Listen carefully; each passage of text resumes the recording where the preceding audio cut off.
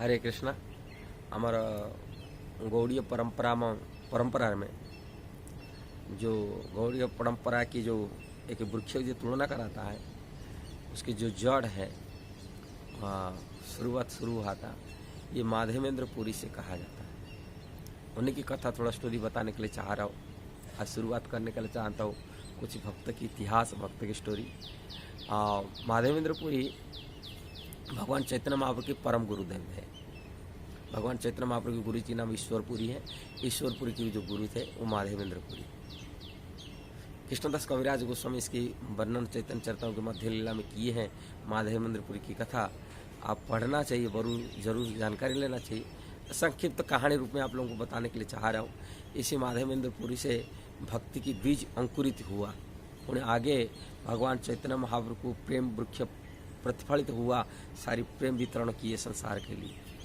उसी से उनकी भक्ति की हुआ। माधवेंद्र पुरी की कथा ऐसे आता है, ब्रज की कथा में आता है। ब्रज में रहे और ब्रज में माधवेंद्र पुरी ब्रज यात्रा में परिक्रमा करते करते गिरिराज की थकान होकर की वहाँ गोविंद कुंड के ऊपर आज भी है बैठक स्थली माधवेंद्र पुरी बैठक, वहाँ दर्शन करना है। कभी जाकर माधवेंद्र पुरी बैठे थे गोविंद कुंड में। और वो ऐसा सन्यासी थे, वो अजाचित वृत्ति धारण किए थे। अजाचित में कोई जांचना नहीं करेंगे, किसी से जांचते नहीं, मांगते नहीं थे। मिल गया तो खाए, नहीं तो उपवास, किसी को नहीं कुछ मांगते नहीं। वो पूर्ण कृष्ण पर निर्भर करते थे। क्या वो कृष्ण के भक्त होने के नाते ऐसा ही निर्भरशीलता बहुत बिरला भक्तों से मिलता है। सभी भक्तों के पास नहीं होता। पूर्ण समर्पित कृष्ण पर मिलने से, भूखा न मिलने से खाएंगे उपवास, न तो उपवास।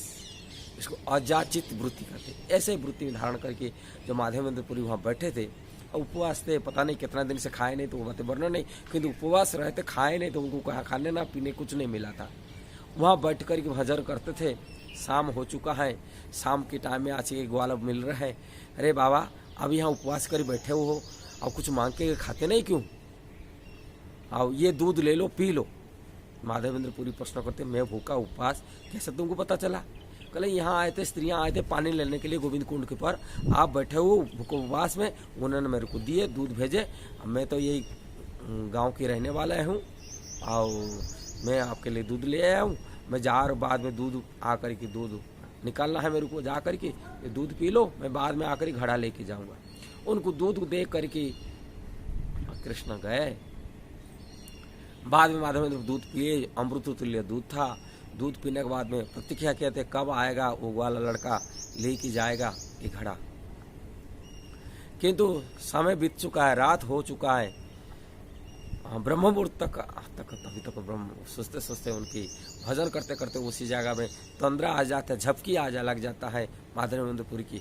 जब तंद्रा आता है, झपकी लगता है, तभी वो लड़का माधवेंद्र पुरी के सामने में प्रकट होते। बोलते, माधवेंद्र तू मेरे को पहचान नहीं पाए, मैं गोवर्धनधारी हूँ, मैं गोपाल हूँ। मेरे को वज्र यहाँ स्थापन किया था। वज्र वाले भगवान के पुत्र, भगवान के पुत्र प्रद्युम्न, प्रद्युम्न पुत्र अनिरुद्ध, अनिरुद्ध पुत्र वज्रनाभ। मेरे को स्थापन किया था। मिर्चों के भाई से मेरा पुजारी इसी कुंज के अंदर झाड़ियों के बीच में मेरे को छिपा करके वो भाग गए। मैं तुम्हारी प्रतिज्ञा था, कब माधवेंद्र पुरी आएगा, मेरे को संस्कार करेगा, खिलाएगा, पिलाएगा, स्नान कराएगा, कपड़ा पहनाएगा, मेरे को श्रृंगार करेगा। मैं तुम्हारी प्रतिज्ञा में था। और माधवेंद्र पुरी को हाथ पकड़ के लेके जाते हैं, उसी झाड़ियों के बीच में अंदर लेके दिखाते, देखो मैं इसी जगह पड़ा हूँ। मेरा सेवक यहाँ फेंकी, मिर्चे के भाग गए। देखिए, जो भगवान दूध पिला के जाते हैं और वही भगवान अपने भक्तों को सेवा देने के लिए उनको हाथ पकड़ के लेके जा रहे हैं। सपना टूटता है, माधवेंद्र रोते हैं, ठाकुर जी के दूध पिलाने के क्षण में मेरे को दर्शन दिलाए, मैं उनको पहचान नहीं पाया। प्रेम में गदगद हो जाते हैं, आंख से आंसू गिरता है, शरीर रोमांच होता है। भोर होता है, सवेरे जाकर के अनूर गांव वाला को बुलाते हैं, ग्रामवासियों बुलाते हैं, तुम्हारे गांव में गोपाल यहाँ विराजमान है, आइए। ग्रामवासी जाते हैं, कोदाल कोराड़ी ले काटने के लिए, झाड़ियों काट के जब निकालते, विशाल विग्रह निकालते। विग्रह को उठाकर गिरिराज के ऊपर स्थापन करते। पीछे से गिरिराज शिला लगा देते, दूसरी शिला लगा करके वहाँ गोविंद कुंड की जल, दही, दूध, घी, मधु से पंचामृत में अभिषेक करते हैं। आओ गोपाल प्रकट हुए बोले नाना द्रव्य भोजन सामग्री अन्नकूट उत्सव बनाते हैं। और वो आसपास के गांव की लोग आकर नंबर देते, हम भी भोजन खिलाएंगे।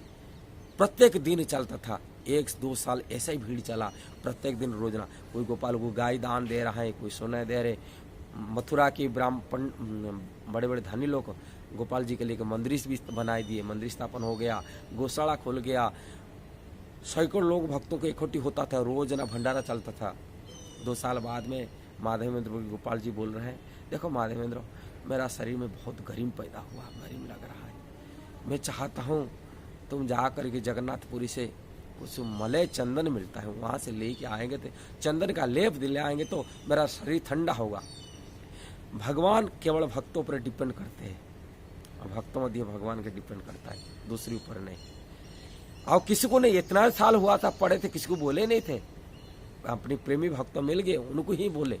अब प्रेमी भक्तों उनको सेवा करने के लिए यहाँ से 1800 किलोमीटर दूरी जगन्नाथपुरी तक पैदल जाता है। कोई ट्रेन का, कोई फ्लाइट का, कोई बस का किसी इंतजाम नहीं था।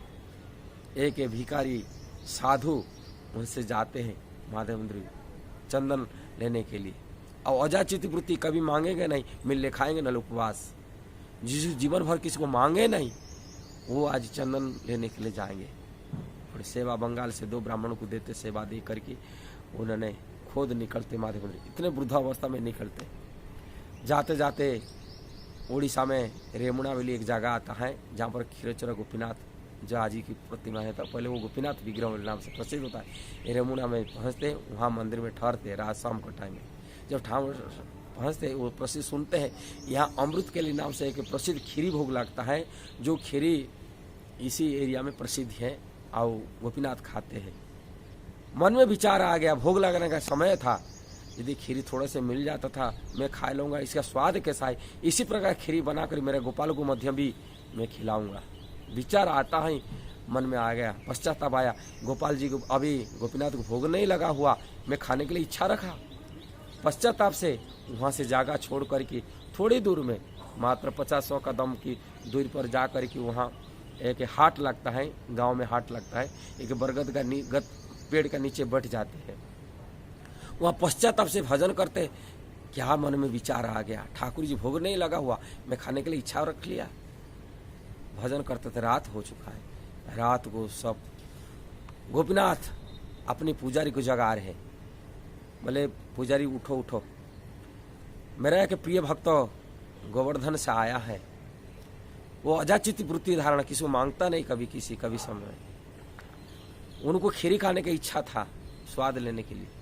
मैं इसकी खीरी के लिए, मैं तुम्हारे जो लगाए थे 11 घड़ा भोग लगाए थे, मैं 1 घड़ा जो मटका मैं छिपा के रख लिया था, मेरा अंचल में छिपा हुआ है, तुम जाओ उठा उसको लेके पिलाओ।